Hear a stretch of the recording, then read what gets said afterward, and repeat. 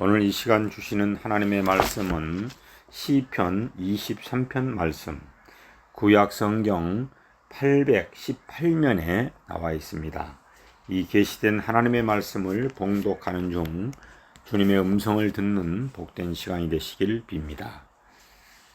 여호와는 나의 목자시니 내게 부족함이 없으리로다. 그가 나를 푸른 풀밭에 누이시며 쉴 만한 물가로 인도하시는도다. 내 영혼을 소생시키시고 자기의 이름을 위하여 의의 길로 인도하시는도다. 내가 사망의 음침한 골짜기로 다닐지라도 해를 두려워하지 않을 것은 주께서 나와 함께 하심이라. 주의 지팡이와 막대기가 나를 안위하시나이다. 주께서 내 원수의 목전에서 내게 상을 차려주시고 기름을 내 머리에 부으셨으니 내 잔이 넘치나이다. 내 평생에 선하심과 인자심이 반드시 나를 따르리니 내가 여호와의 집에서 영원히 살리로다. 아멘. 여러분 반갑습니다. 서로 이렇게 한번 인사하겠습니다. 선한 목자의 축복을 받읍시다. 선한 목자의 축복을 받읍시다. 사랑합니다. 축복합니다. 사랑합니다. 축복합니다. 네, 여러분 반갑습니다. 베트남 전쟁 당시에 미국 전투기 안에는 서바이벌 키트라고 불리는 생존 장비가 실려 있었다고 합니다.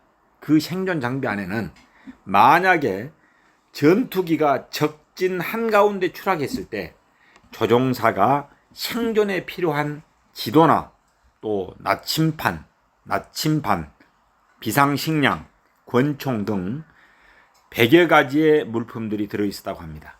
그런데 그 물품 가운데서도 카드 한 장이 포함되어 있었습니다. 그 카드는 과연 어떤 카드였을까요? 그 카드는 세계에서 어디서나 사용할 수 있는 신용카드가 아니었습니다. 지루함을 이기기 위한 도박 카드도 아니었습니다. 그 카드는 바로 하나님의 말씀이 적혀 있는 성경 카드였습니다. 그 성경 카드에 적힌 말씀이 무엇이냐? 바로 시편 23편 말씀이었다고 합니다. 시편 150편 중에서 가장 단순하게 보이는 이 23편은 그 단순함이 수많은 영혼들을 울려주고 있습니다. 그 단순함 속에서 흘러나오는 강한 그 영상 때문에 불멸의 노래가 되었습니다. 우리의 종교적인 감정이 단순한 목자와 양의 관계 속에 깊이 담겨져 있습니다. 그래서 이 시를 읽고 묵상할 때 우리는 마음의 평안을 느끼게 됩니다. 시인은 하나님을 마치 어린아이처럼 신뢰합니다. 정말 시편 23편은 시편 중에서 가장 달콤한 시입니다.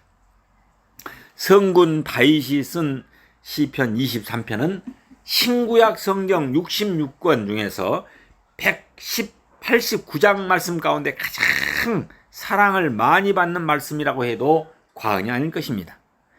그래서 적진에 떨어진 조종사뿐만 아니라 남녀노소, 성도님들과 비기독교인들도 이 시편을 즐거운 마음으로 읽고 암송하고 묵상하고 노래하고 있는 것입니다. 또한 시편 23편은 목회자들이 가장 자주 설교하는 본문 중에 하나이기도 합니다. 왜냐하면 이 시편은 슬픔과 불안 속에서 절망하고 있는 사람들에게 놀라운 하나님의 기쁨과 평안과 소망을 공급해 주기 때문입니다. 여러분도 이 시편 23편을 통해서 하늘의 기쁨과 평안을 얻으시고 동력 하늘에 불타오르는 태양처럼 새 희망을 얻게 되시길 바랍니다. 하나님께서 사랑하는 여러분, 영국의 사역자로서 공회당에서 집회를 열어서 하나님 앞으로 수많은 사람들을 인도하였던 분이 계십니다. 그분은 레스터 감옥문 앞에서 석방된 죄수들을 만나서 그리스도 앞으로 인도하였고 실직자들을 위한 자립 프로그램을 운영하며 그리스도의 사랑을 몸소 실천했던 그리스도인입니다. 그분이 누구냐? 바로 프레드릭 마이어 박사입니다. 이 프레드릭 마이어 박사는 한때 깊은 좌절과 절망 속에 빠져 있을 때가 있었습니다. 그런데 시편 23편을 읽는 가운데 말로 형용할 수 없는 위로와 힘을 얻게 되었다고 합니다. 그래서 그는 그때부터 무려 20년 동안이나 매일 아침에 눈을 뜨면은 시편 23편을 암송하고 묵상하면서 하루를 시작했다고 합니다. 그래서 사람들은 이 시편 23편을 지팡이 시편이라고 부르기도 합니다. 지팡이는 어떻습니까? 사람들이 쓰러져 있을 때 짚고 일어서는데 큰 도움을 주지 않습니까? 마찬가지로 시편 23편은 광야처럼 거칠고 험한 인생을 가다가 지쳐서 쓰러졌을 때 짚고 일어설 수 있는 지팡이 같은 역할을 하고 있기 때문입니다. 자, 그러면은 이 지팡이 같은 시편 23편의 시를 구체적으로 한번 상고해 보면서 함께 은혜를 나누고자 합니다. 시편 23편의 이 구조는 두 개의 소절로 크게 나눌 수 있습니다. 첫째 1절에서 4절까지는 나의 목자이신 하나님으로 칭호하고 있습니다. 나의 목자이신 여호와로 호칭하고 있습니다. 둘째는 5절에서 6절까지는 잔치집 주인이신 여호와로 호칭하고 있습니다. 목자가 양을 푸른 동산으로 인도하듯이 잔치집 주인이 귀한 손님 고객에게 진수성찬의 잔치 식탁을 베풀어 줍니다. 목자가 양의 영혼을 소생시키는 것처럼 주인이 손님에게 기름으로 머리에 발라줍니다. 또한 잔잔한 물가와 넘치는 잔이 이어지고 있습니다. 이 얼마나 평온하고 평화스러운 모습입니까? 그러면 구체적으로 한번 상고해 보도록 하겠습니다. 나의 목자이신 여호와. 1절 말씀을 다 함께 한번 봉독하겠습니다. 시작. 여호와는 나의 목자시니 내게 부족함이 없으리로다. 여러분 1절에서 다윗은 여호와 하나님을 나의 목자로 고백하고 있습니다. 이것은 히브리인의 전통에서 하나님을 일컫는 가장 오래된 칭호 중에 하나입니다. 야곱이 아들 요셉을 축복할 때 야곱의 전능자, 이스라엘의 반석인 목자, 그리고 나를 기르신 아버지 하나님이라고 고백하고 있습니다. 이 칭호는 하나님의 권세 있는 통치와 자비로운 통치, 이 두 요소를 강조해주고 있습니다.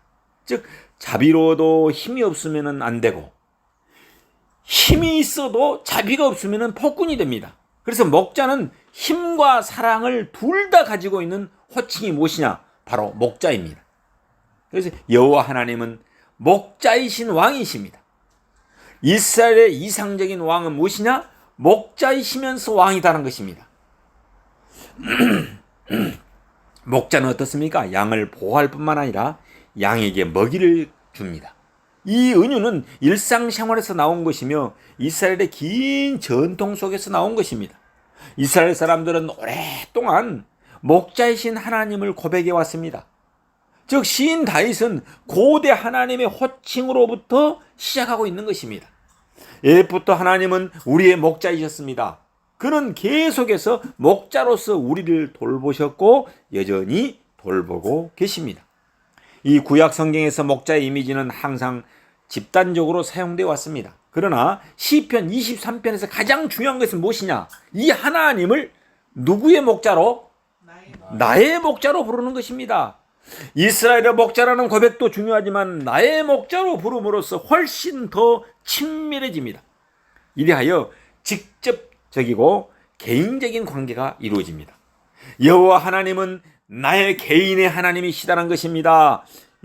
여러분 창세기 48장 15절에 보면은 이 야곱이 요셉을 축복할 때 나온 그 호칭이 나오는데 조부 아브라함의 하나님, 아버지 이삭의 하나님, 나의 출생으로부터 지금까지 나를 기르신 야곱의 하나님이라는 호칭이 나옵니다.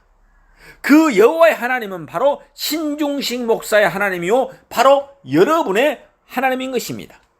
다 함께 한번 따라합시다. 나의 목자 되시는 주님, 나의 목자 되시는 주님, 나의 목자 되시는 여호와 하나님. 나의 목자 되시는 여호와 하나님. 여러분 이 여호와 하나님을 나의 목자로 나의 주님으로 모시고 살아가시길 예수님 이름으로 축원합니다. 아멘.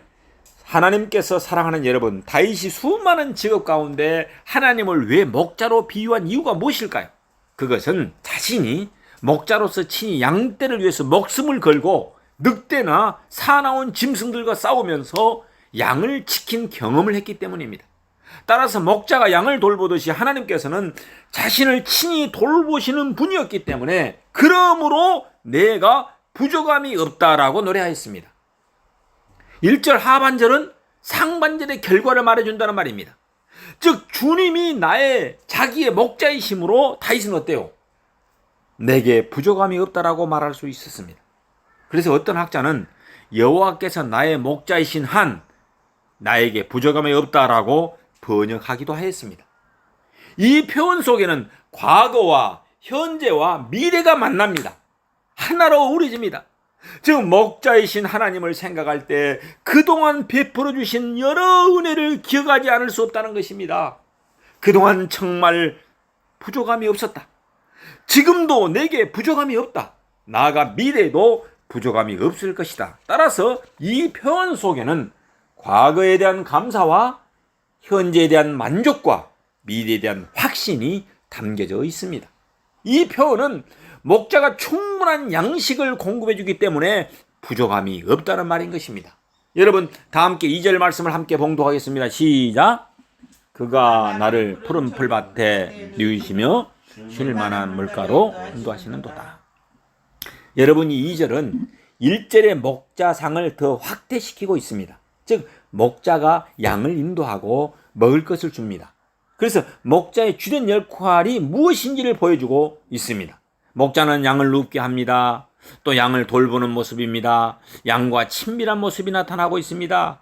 여러분 여기에서 그가 나를 푸른 풀밭에 누우신다. 푸른 풀밭은 풀이 많은 초원을 말합니다. 시인은 목자가 메마른 땅으로 양을 이끌어 나아가지 않고 물과 풀이 많은 곳으로 인도함을 강조하고 있습니다. 팔레스타인에는 메마른 곳이라면 바위가 많고 덤풀이 많습니다. 이 쉴만한 물가는 잔잔한 그런 물가를 말하고 있습니다. 여기에서 양들은 서두르지 않고 시원하게 목을 축일 수 있습니다. 여기에는 풍부한 물이 있습니다. 급류가 있는 곳에서는 물을 마시기가 힘들고 잘못하면 양들이 물에 빠지기 쉽습니다. 팔레스타인의 양들은 날마다 마실 물이 필요합니다. 날씨가 매우 덥고 기후가 건조하기 때문입니다. 우리 주님은 나를 인도하신다 해서 여기서 인도하신다 말은 부드러운 인도함을 말하고 있습니다. 그는 목자같이 양들을 먹이시며 어린 양을 그 팔로 모아서 품에 안으시며 젖먹이는 암컷들을 순전히 인도하신다라고 이사야 40장 11절에서는 말씀하고 있습니다. 믿음의 조상 야곱은 양을 온전히 인도하는 법을 알고 천천히 인도를 잘 하셨습니다. 하나님은 안식의 처소로 우리를 인도하십니다. 여호와 하나님을 목자로 모시면은 이 세상의 상황은 전혀 변함이 없다 할지라도 우리는 마음의 안식을 누리게 되는 것입니다.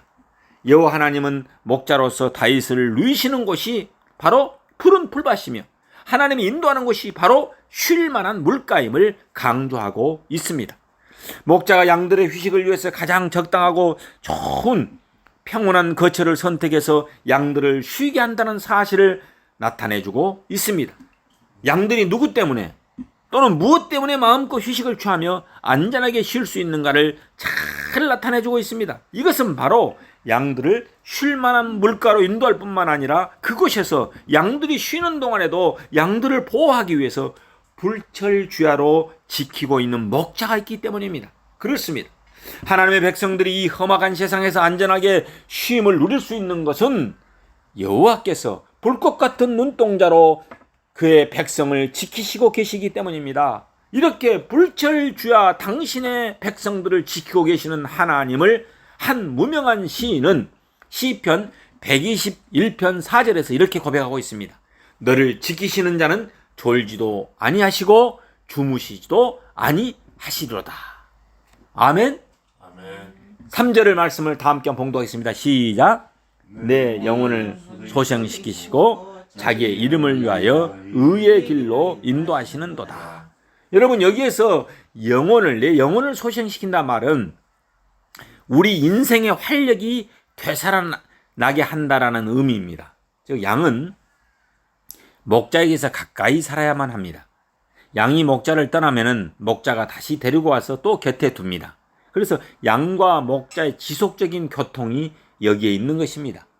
내 안에 사는 것이 그리스도입니다. 여러분, 우리를 소생시킨다는 말 자체 속에 우리의 죄가 담겨져 있습니다. 우리는 죄로 죽어가며 힘을 잃습니다. 그러나 긍휼이 풍성하신 하나님께서는 예수 그리스도를 이 땅에 보내셔서 믿는 자마다 우리를 회복시켜 주십니다. 또한 우리를 의의 길로 인도하십니다. 이것은 바른 길입니다. 은유적으로 보면은 우리는 곁길로 가서 방황해도 주님은 바른 길, 의의 길로 다시 이끌어 주십니다. 그래서 시인은 하나님께서 방황하던 자신을 바른 길로 인도하실 것을 기억하게 됩니다. 하나님은 그의 인도자이었습니다. 다윗은 연단받던 시대가 있었습니다. 이제는 하나님께서 항상 그를 바른 길로 인도하셨음을 알게 됩니다. 왜? 무엇 때문에? 자기의 이름을 위해서. 여러분, 이것이 무슨 뜻입니까? 응? 자신이 그런 분이라는 것을 증명하기 위해서라는 것입니다. 내 영혼을 소생시키시고 자기 이름을 위하여 의의 길로 인도하신다는 것입니다. 이름에 합당한 존재임을 드러내기 위함인 것입니다. 여러분, 2절과 3절의 절정은 바로 여기에 있습니다. 시인은 자신의 인생을 새로운 각도로 보고 있습니다. 자신의 인생에서 가장 중요한 것은 자신의 뜻을 이루는 것이 아니라 하나님의 뜻을 이루는 것이라는 것입니다.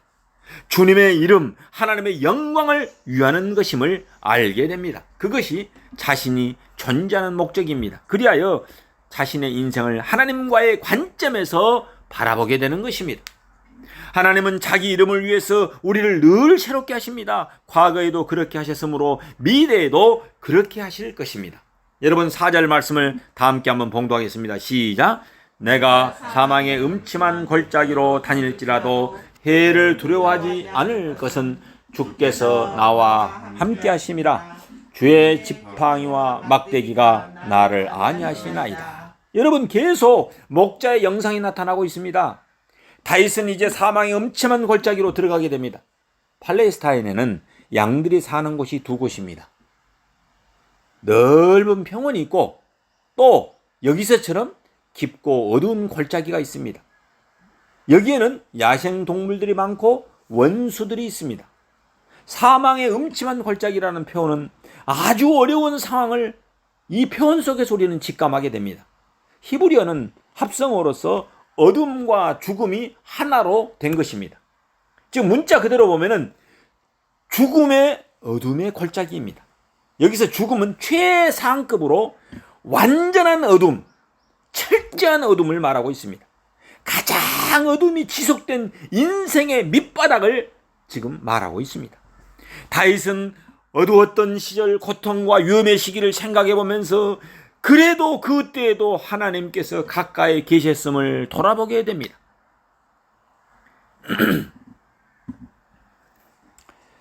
이 기간에도 하나님은 자신을 버리지 않았다는 것입니다. 더욱 자비를 베풀어 주셨다는 것입니다. 자기를 위험과 고독과 두려움에서 건지셨다는 것입니다. 하나님이 인도자셨고 피난처였고 위로자였다고 그는 고백하고 있습니다. 내가 사망의 음침한 골짜기로 다닐지라도 해를 두려워하지 않을 것은 주께서 나와 함께 하심이라고 고백하고 있습니다. 하나님께서 사랑하는 여러분, 이스라엘 국기에 보면은 다윗의 별이 그려져 있습니다. 그러나 다윗의 인생을 돌아보면 어떻습니까? 파란만장하고 험난한 삶을 지내왔습니다. 여기에 표현된 사망의 음침한 골짜기라는 이 간단 명료한 표현을 통해서 우리는 그가 얼마만큼 험난한 인생을 살았는지를 우리는 직감할 수 있습니다. 사망의 음침한 골짜기, 찰루 마헤트는 죽음의 그림자, 죽음의 그늘이라는 그런 뜻입니다. 이는 다윗이 극심한 고통 속에서 거의 죽게 될 지경에 처했던 날들을 돌아보니까 하나님의 은혜가 아닌 것이 없었음을 고백하고 있습니다. 요즘 베스트 복음송으로 불려지는 송경민 그 시의 그 은혜라는 찬양이 이 본문을 묵상하면서 떠올랐습니다. 내가 누려왔던 모든 것들이, 내가 지나왔던 모든 시간이, 내가 걸어왔던 모든 순간이 당연한 것이 아니라 은혜였소. 아침 해가 뜨고 저녁 노을, 봄의 꽃향기와 가을의 열매, 변하는 계절의 모든 순간이 당연한 것이 아니라 은혜였소. 모든 것이 은혜, 은혜, 은혜, 한없는 은혜. 내 삶에 당연한 것 하나도 없었던 것을 모든 것이 은혜였소. 이 복음송을 부르면 참 가슴이 그냥 감동으로 젖어들게 됩니다. 진짜 하나님은 은혜가 아닌 것이 없습니다. 다윗은 푸른 풀밭이나 쉴만한 물가라는 표현과 선명하게 대조되는 이 장소적인 표현인 사망의 음침한 골짜기를 통해서 평온하고 풍족한 삶만을 산 것이 아님을 알 수 있습니다. 평안하고 행복한 삶을 산 것이 아니었음을 우리는 알 수 있습니다. 이와 정반대로 사망의 음침한 골짜기, 죽음의 음침한 골짜기로도 다녔음을 고백하고 있습니다. 다윗은 극심한 고통의 상황 속에서 하나님께서 건져주신 구원의 은총을 바탕으로 하여 이제와 앞으로 살아갈 미래에도 어떠한 환난이 닥친다 할지라도, 어떠한 역경이 닥친다 할지라도 두려움 없이 그것을 맞이할 수 있다는 고백을 더욱 진솔하고 확고하게 올려드리기 위해서 이 같은 표현을 하고 있습니다. 오리무중같이 앞이 보이지 않는 순례의 길은 참으로 어렵습니다. 그러나 그 시간에 하나님과 친밀한 관계를 가졌으므로 미래에도 확실한 소망을 가지고 두려움 없이 살 수 있는 것입니다. 다윗은 죽음의 그림자가 자기에게 찾아온다 할지라도 해를 두려워하지 않겠다라고 고백하고 있습니다. 그 이유가 무엇입니까? 하반절에 제시된 주님께서 나와 함께 하심이니이다 라고 말하고 있습니다. 다윗은 하나님을 직접 호칭하면서 이제 부릅니다. 신앙 고백이 나오고 있습니다. 임마누엘 하나님의 임재가 그에게 위로와 힘이 되었습니다. 주의 지팡이와 막대기가 나를 안위하시나이다. 팔레스타인의 목자는 몽둥이와 구부러진 지팡이를 가지고 다녔습니다. 몽둥이를 가지고는 무엇을 했습니까? 야생동물로부터 양떼를 지키십니다. 지팡이로는 양들을 인도하며 다녔습니다. 몽둥이는 쇠로 만들어져서 무서운 짐승이나 사람들을 때릴 때 사용했습니다.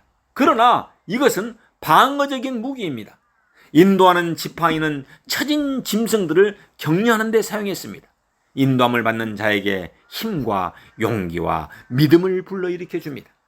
막대기로 양을 다스리는 것은 정사와 권세의 상징을 말하고 있습니다. 양을 지킬 뿐만 아니라 양을 다스립니다. 선한 목자 되시는 예수 그리스도가 우리의 구주요 우리의 통치자이십니다. 하나님은 당신 자신이 계시하신 그 거룩한 이름의 맹예를 필연적으로 지키시는 분입니다. 이를 위해서 공경에 처한 자기 백성 곧 당신이 기르시는 양으로 삼으신 다윗과 이스라엘을 보호하시고 소생하시며 의의 길로 인도하셨습니다. 여기에서 의의 길은 무엇입니까? 넓은 대로가 아니고 좁은 길, 즉 마을가를 말하고 있습니다. 그래서 예수님께서는 생명으로 인도하는 문은 그 길이 좁고 협착하다라고 말씀하셨습니다. 그러나 그 길은 여호와께서 인도하는 길이므로 결국은 그 길이 생명길로 통합니다. 여기서 인도함을 받는다라는 말은 무엇입니까? 목자가 양을 이끌고 앞서가는 모습을 상기시켜주고 있습니다. 다윗이 홀로 의를 행하는 것이 아니라 하나님께서 인도하시고 먼저 의의 길로 앞서가시기 때문에 의의 길을 갈 수 있음을 말씀하고 있습니다. 다윗은 하나님이 주체가 되고 자신은 객체가 되어서 하나님의 목자로서 얼마나 세심하면서 완전 무결하게 양인 자신을 돌보는지를 강조적으로 나타내주고 있습니다. 여러분,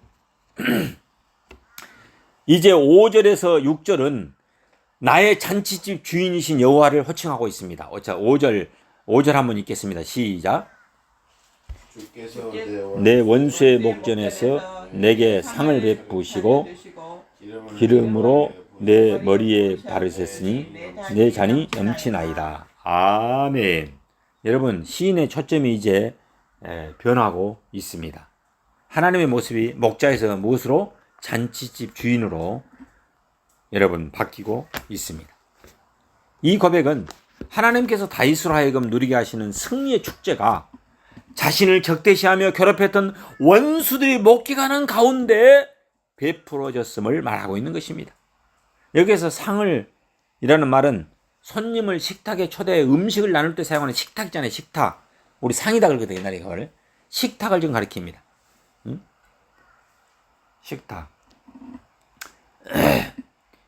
상을 차려주시고, 옛날에는 여기가 베푸시다라고 이 아라크라는 용어를 썼어요. 상을 차려주시고 상을 베풀어 주신다. 순서대로 놓다, 배열하다, 정돈하다는 뜻으로 손님을 대접하기 위해서 귀한 음식을 상에 차려놓는 것을 가리킬 때 이렇게 사용하는 표현입니다. 그래서 우리 현대 개역 성경에는 상을 차려주시고로 이렇게 쉽게 바꾸었습니다. 상을 차리시고.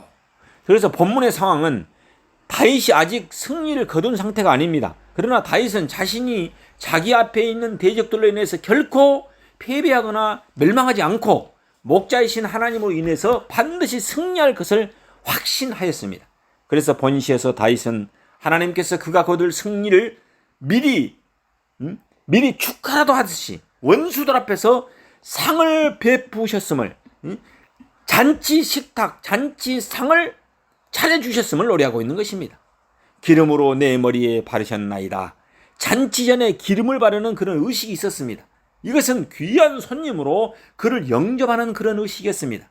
동양의 잔치에는 여러분 이런 기름이 있었습니다. 내 잔이 넘치나이다. 잔이 넘치도록 잔에 마실 것을 부어주십니다. 이게 풍성한 식사입니다. 주인은 손님을 돌봐줄 뿐만 아니라 기쁨도 줍니다. 잔이 넘친다는 표현이 독특하게 등장하고 있습니다. 다윗의 생애를 보면은 그는 그동안 도망자로서 살았습니다. 그러나 유다와 이스라엘의 왕이 되었습니다. 하나님께서 기름을 부어줘서 왕으로 세워주셨습니다. 사울의 집과 블레셋 사람들을 다 물리쳤습니다. 물론 밧세바의 죄가 있었고 아들 압살롬을 이루는 고통도 있었습니다. 그러나 그의 잔이 넘친다라고 다윗은 고백하고 있습니다. 5절에 바로 이러한 전환이 있습니다. 즉 목자의 이미지가 더 이상 5절 6절에서는 지배하지 않지만 여전히 이 전환 속에 나타나고 있습니다. 중첩의 실마리가 시편 78편 19절에 나타나고 있습니다. 제가 한번 봉독하겠습니다. 그들이 하나님을 대적하여 말하기를 하나님이 광야에서 식탁을 베푸실 수 있으랴. 이전에 광야길을 걷던 이스라엘 백성들에게 하나님은 식탁, 즉 상을 베푸셨다는 것입니다. 이와 같이 지금도 광야길을 걷고 있는 양에게 상을, 식탁을 베풀어 주십니다. 사망의 음침한 골짜기를 지난 이후에 잔치와 축제가 그들을 기다리고 있다는 것이 자연스럽지 않습니까? 여러분, 거룩한 의식에 시인은 참여하게 됩니다. 많은 회중들이 축제의 옷을 입고 머리에 기름을 바르고 이제 기쁜 축제의 식사를 하나님 앞에서 나누고 있습니다. 하나님은 인자한 잔치집 주인으로 등장하고 있습니다. 사실 여러분, 이 시인은 하나님의 손님이었습니다. 하나님의 손으로부터 풍성한 축복과 고기와 마실 것과 기쁨을 얻는 특권을 누렸습니다. 무엇보다도 원수들의 앞에서 하나님이 밥상을 준비하시고 기름으로 머리에 바르셨습니다. 얼마나 달콤한 순간입니까? 그는 원수 앞에서 인정을 받고 기쁨을 감추지 못하고 있습니다. 다윗은 하나님께서 여러 원수들 앞에서 자신을 사랑하고 돌보고 있음을 보여달라고 기도합니다. 광야에는 원수들이 많습니다. 다윗은 과거에는 많은 원수들 때문에 말할 수 없는 고생을 했습니다. 그 고통을 통과하면서 그는 하나님에 대한 더욱 깊은 확신을 갖게 되었습니다. 그가 미래를 바라볼 때 미래에도 원수가 많을 것입니다. 지금도 원수가 없는 것이 아닙니다. 그러나 하나님이 돌보실 것입니다. 다윗은 잔을 마십니다. 이것이 뭡니까? 축제의 잔입니다. 이 잔치는 하나님이 돌보시고 보호해 주실 것을 축하하는 잔치입니다. 다윗의 삶의 이 체험이 너무도 풍성하며 삶 자체가 넘치는 축복입니다. 과거의 체험과 현재의 기쁨과 미래의 확신으로 나타나고 있습니다. 마지막 절 6절을 다 함께 한번 봉독하겠습니다. 시작. 나의 평생의 선하심과 인자하심이 정히 나를 따르리니 내가 여호와의 집에 영원히 살리로다. 아멘. 다윗은 이제 하나님의 넘치는 축복을 생각할 때 마지막으로 탄성을 지르지 않을 수 없었습니다. 그동안 누가 나를 따랐습니까? 원수가 나의 생명을 해하려고 따라왔는데 이제는 원수가 아니라 누가요? 하나님의 인자심이 나를 따릅니다. 정말 그 선하심과 인자심이 나를 따르고 있습니다. 이 마지막 절에서 흥분과 절정에 이르면 클라이막스, 흥분과 절정에 이르고 있습니다. 내적 행복의 절정에 이르렀습니다. 그는 슬픈 경성에 더 이상 빠져있지 않습니다. 하나님의 그 선하심과 인자심으로부터 자신을 끊을 자가 없다는 것을 확신하고 있는 것입니다. 내가 여호와 집에서 영원히 거하리로다라는 이 맞소라의 원문에 따르면 돌아가리라는 뜻입니다. 돌아간다와 거한다 사이에 관계가 있습니다, 여러분. 하나님의 집은 하나님의 임재가 더욱 직접적으로 나타난 곳입니다. 문자 그대로 다윗이 성전 경내에 산다는 그런 말이 아닙니다. 그는 하나님이 계시는 곳으로 더 가까이 나옵니다. 시인은 미래에도 주님의 집으로 돌아가 거할 것입니다. 다시 감사를 드러내기 위함인 것입니다. 여러분, 5절에서 하나님은 친절하고 따뜻한 잔치집 주인으로 우리를 초대했습니다. 그런데 이제 그의 집에서 사는 것이 강조되고 있습니다. 우리는 그 집에 살면서 주인을 섬깁니다. 이 점이 매우 흥미롭지 않습니까? 그는 주인으로, 손님으로 초대를 받았는데 이제는 그 집의 식구가 되었습니다. 더욱 친밀하고 지속적인 교제를 하나님과 누리게 됩니다. 그가 성전 안에서 살면서 외적으로 하나님과 가까이 있다는 것이 아닙니다. 영적으로 하나님과 더욱 더 깊은 교제를 나누고 있다는 것입니다.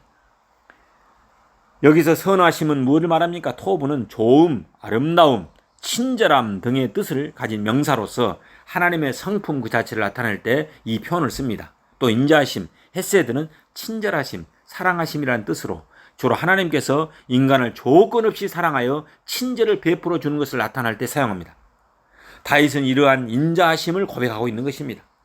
자신의 조건과 관계없이 자신을 사랑하사 긍휼을 베풀어주시는 하나님의 은혜를 그는 확신하고 있습니다. 다윗은 이러한 축복이 단지 현재만 국한되는 것이 아니라 반드시 이게 정령, 번역엔 정령이거든요. 지금 반드시 의심할 여지 없이 확실히 이런 뜻입니다. 미래도 계속될 것이라는 변함없는 확신을 고백하고 있는 것입니다. 다윗은 주의 선하심과 인자하심이 자신의 평생에 자신을 따를 것임을 찬양하고 있습니다. 여기서 나의 평생에 라는 말은 나의 생명의 모든 날들을 말하고 있습니다. 다윗은 자신이 숨쉬는 모든 날들에서 하나님의 선하심과 인자하심이 멈추는 날이 단 한순간도 없을 것임을 고백하고 있는 것입니다. 나를 따르는 이 말이 뭔 말입니까? 뒤따라가다, 추구하다라는 뜻으로 자신이 환난의 현장에서 체험한 하나님의 그 선하심과 인자심이 이제 미래에도 평생토록 영원히 자기와 함께할 것이라는 것입니다. 목자 되시는 여호와는 평생의 선하심과 인자심으로 보살펴 주시는 분위기에 다윗은 여호와의 집에서 영원히 살 것이라고 고백하고 있는 것입니다. 이 얼마나 위대한 신앙 고백입니까? 이 얼마나 멋진 시적인 표현입니까? 다윗은 자신의 삶을 통해서 하나님의 인도하심과 공급, 원수로부터 보호와 승리, 하나님의 신실하신 사랑을 직접적으로 체험하였습니다. 목자이신 여호와의 인도로 푸른 풀밭 쉴 만한 물가에서 쉼과 안식을 누리기도 하였습니다. 때로는 사망의 음침한 골짜기, 절망의 음침한 골짜기를 지나기도 하였습니다. 그렇지만은 목자 되시는 여호와께서 결국 자신을 위협하는 원수들 앞에서 잔치 식탁을 베풀어 주시고 잔이 넘치게 되는 복을 주셨습니다. 이러한 내용 전체의 결론으로 다윗은 최종적으로 도달해서 영원히 거할 곳이 여호와의 집이라고 고백하며 그곳에서 영원히 살겠다라고 다짐하고 있습니다. 이는 그동안 하나님의 은혜를 체험한 다윗이 자신의 신앙을 고백하는 결단의 표현인 것입니다. 동시에 본시의 내용을 일괄적으로 결론 짓는 그런 내용입니다. 이는 종말론적인 의미로서 여호와의 구원하심과 인도하심, 원수들 앞에서 잔치상을 받으며 잔이 넘치는 축복을 경험한 성도들이 마지막으로 도달할 곳인 것입니다. 이는 본시의 전체의 결론으로서 종말에 거해야 할 곳이 어디인가를 분명하게 확인시켜주고 있습니다. 하나님께서 사랑하는 여러분, 혹시 인생의 돌부리에 걸려서 넘어지지는 않았습니까? 그래서 절망과 불안과 슬픔의 자리에 쓰러져 있지는 않습니까? 인생의 지팡이가 되는 시편 23편의 축복의 이 말씀을 붙잡고 다시 오뚜기처럼 일어나서 하나님께 영광을 돌리는 여러분이 되시기를 선한 목자 되신 예수 이름으로 축원합니다. 기도하겠습니다. 선한 목자 되시는 하나님 아버지, 여호와 하나님을 선한 목자로 삼고 살아감으로 부족함이 없는 축복을 받게 하옵소서. 푸른 풀밭 잔잔한 물가로 인도하여 주옵소서. 사망의 음침한 골짜기에서 건져 주옵소서. 주의 지팡이와 막대기로 악한 무리를 막아주시고 바른 길로 인도하여 주옵소서. 원수들의 목전에서 잔치상을 베풀어 주시고 기름을 머리에 부어주셔서 잔이 넘치는 축복을 허락하여 주옵소서. 내 평생의 선하심과 인자하심이 영원히 반드시 따르리니 여호와의 집에 영원히 살게 하여 주옵소서. 이 모든 간구를 선한 목자 되시는 예수 그리스도 이름으로 기도 올립니다. 아멘.